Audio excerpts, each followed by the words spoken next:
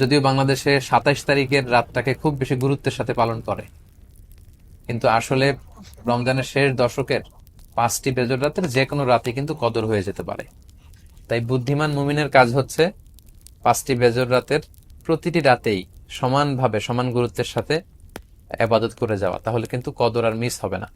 আল্লাহ রাসূল সাল্লাল্লাহু আলাইহি সাল্লাম বলেছেন, মান হুরিমা খাইরাহা ফাকাদ হুরিম। যে ব্যক্তি এই কদরের বরকত মাহাত্ম থেকে বঞ্চিত হলো, সে আসলেই বঞ্চিত হলো। কারণ পুরো রমাদানের মূল আকর্ষণ হচ্ছে এই কদর, কদরকে ঘিরেই সবকিছু। সো এই কদরের বরকত থেকে যারা বঞ্চিত হলো ফাকাদ হুরিম, তারা আসলেই বঞ্চিত। হি ইজ দ্য লুজার,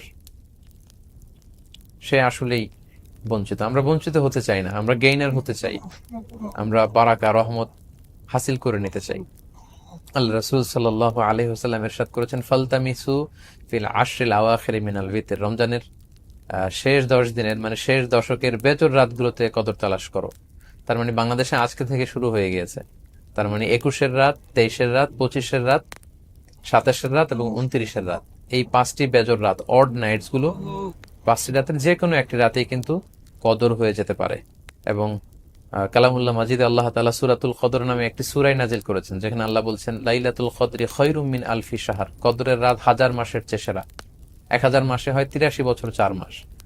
তার মানে আজ রাতে যদি আমরা এবাদতের মধ্য দিয়ে এই রাতটি কাটাতে পারি, তাহলে 83 বছর 4 মাস এবাদত করলে যে পরিমাণে সওয়াব পাওয়া যাবে, আল্লাহ তাআলা ঠিক ওই পরিমাণে সওয়াব দিবেন, এটা আল্লাহ বলেননি। আল্লাহ বলেছেন খায়রুম মিন আলফি শাহর, তার চেয়েও বেশি পরিমাণ সওয়াব, ব্লেসিংস, মাহাত্ম আমরা অর্জন করতে পারবো। এবং সালামুন হিয়া হাত্তা মাতলাইল ফজর, ফজর পর্যন্ত, রাত থেকে মাগরিবের আজান থেকে শুরু করে ফজর পর্যন্ত পুরো সময়টাই কিন্তু কদরের বরকতময় রাত।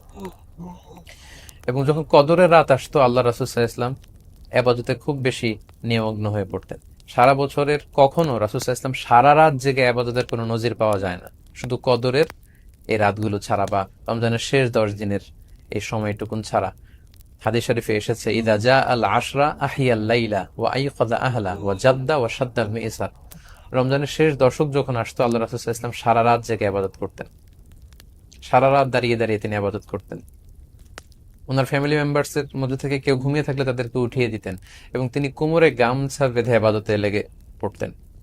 এখানে রূপক অর্থে কোমরে গামছা বেঁধে বোঝানো হচ্ছে মানে আবাদত করার জন্য তিনি এতই উদ্গ্রীব হয়ে পড়তেন, কখনো বছরের কোনো সময়ে এতটা উদ্গ্রীবতা রাসূল সাল্লাল্লাহু আলাইহি ওয়াসাল্লামের মধ্যে দেখা যেত না। এবং আল্লাহর হাবিব সাল্লাল্লাহু আলাইহি ওয়াসাল্লাম ইরশাদ করেছেন, মান কামা লাইলাতাল কদরি ঈমানা ওয়া ইহতিসাবা গুফিরা লাহু মা তাকাদ্দামা মিন যামবি। যে ব্যক্তি এই কদরের রাতে কিয়ামুল লাইল করবে, আল্লাহ তাআলা তার পূর্বের সব গুনাহ মাফ করে দিবেন। তাই কদরের রাতে আপনারা বেশি বেশি কিয়াম করুন, দীর্ঘ সময় দাঁড়িয়ে নফল নামাজ পড়ুন, লম্বা সময় দাঁড়িয়ে থাকুন, লম্বা রুকু করুন, লম্বা সিজদা করুন।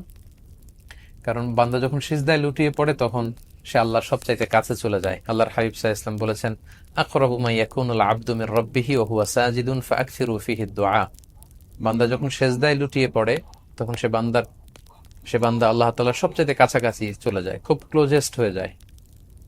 এজন্য সে সময় তোমরা বেশি বেশি দোয়া করো। তাই লম্বা কিয়াম করুন, কোরআন তেলাওয়াত করুন এবং সিজদায় পড়ে আল্লাহর কাছে দোয়া করুন। আম্মা জান আয়েশা রাদিয়াল্লাহু তাআলা আনহাকে বিষ্ণু ইসা ইসলাম একটা দোয়া শিখিয়েছিলেন এবং বলেছিলেন, আয়েশা, কদরের রাত যদি তুমি পাও, তুমি এই দোয়াটা বেশি বেশি পড়বে। দোয়াটি হচ্ছে, আল্লাহুম্মা ইন্নাকা আফুন তুহিব্বুল আফওয়া ফাআফু আন্নি। এর মানে হচ্ছে, হে আল্লাহ, আপনি ক্ষমাশীল, নিশ্চয়ই আপনি ক্ষমাশীল, আপনি ক্ষমা করাকে আল্লাহ খুব পছন্দ করেন। আল্লাহ এই বরকতের রাতে আপনি আমাকে ক্ষমা করে দেন। তাই এই দোয়াটি যেন আমরা খুব বেশি বেশি করি। আল্লাহ রাসূল সাল্লাল্লাহু আলাইহি ওয়াসাল্লাম রমাদানের এই শেষ দশকে ইতিকাফ করতেন। প্রতি বছর তিনি ইতিকাফ করেছেন রমজানের শেষ 10 দিন, এবং যে বছর তিনি ইন্তেকাল করবেন সে বছর তিনি 20 দিন ইতিকাফ করেছিলেন। এবং আল্লাহ রাসূল সাল্লাল্লাহু আলাইহি ওয়াসাল্লামের ইন্তেকালের পরে আম্মা জান যারা বেঁচে ছিলেন, ওনারাও মসজিদে নববীতে ওনারা কিন্তু ইতিকাফ করেছেন। সম্মানিত সুধী, যেহেতু বাংলাদেশে আজকে প্রথম কদরের রাত, এজন্য কদরের বারাকা এবং মাহাত্ম্য নিয়ে আমি সামান্য কিছু রিমাইন্ডার আপনাদের সাথে শেয়ার করলাম। আপনারা আবাদতের মধ্য দিয়ে, কোরআন তেলাওয়াতের মধ্য দিয়ে, কিয়ামুল লাইলের মধ্য দিয়ে, আল্লাহর সাথে সম্পর্ক বৃদ্ধির মধ্য দিয়ে এই রাতটি পালন করুন। গোটা বিশ্বে যেমনি করোনার কারণে গোটা বিশ্ব আজ পর্যদস্ত, সবাই একটা আতঙ্কের মধ্যে আছে। আসুন আমরা এই কদরের রাতগুলোতে কায়মনোবাক্যে আল্লাহর কাছে দোয়া করে আল্লাহ তাআলা যেন এই বিপদ থেকে আমাদেরকে মুক্ত করেন। আমি আপনাদের জন্য, সকলের জন্য আন্তরিকভাবে দোয়া করি এবং আপনাদের সকলের কাছে এই কদরের রাতে আন্তরিক দোয়া চাচ্ছি। আল্লাহ তাআলা আপনাদের সবাইকে ভালো রাখুক, সুস্থ রাখুক, ঈমানের সাথে রাখুক। এখানেই আজকের লাইভ প্রোগ্রামটি আমরা শেষ করতে যাচ্ছি। আমরা কাফারাতুল মাজলিস পরে আলোচনার ইতি ঘটাচ্ছি।